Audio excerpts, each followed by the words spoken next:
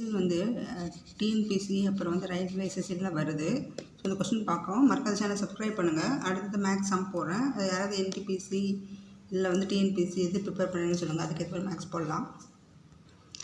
இந்த கொஸ்டினில் if the side of the square is increased 10% then the area of the square is increased by அப்படி கேட்டிருக்காங்க.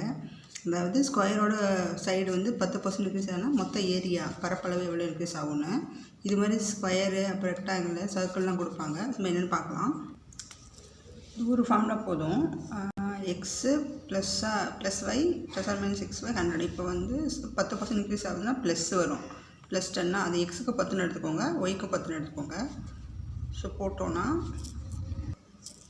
So இது பார்த்தோன்னா 10 2க்கு போடணும். அடிச்சா 1 இந்த 1 விட்டுடுறோம். விட்டுட்டு 20% போட்டால் தப்பாயிரும். ப்ளஸ் ஆர் மைனஸ் போட்டு 1 எல்லாமே ப்ளஸ் தான். இன்க்ரீஸ் தானே ஆகுது, எல்லாமே ப்ளஸ் தான்.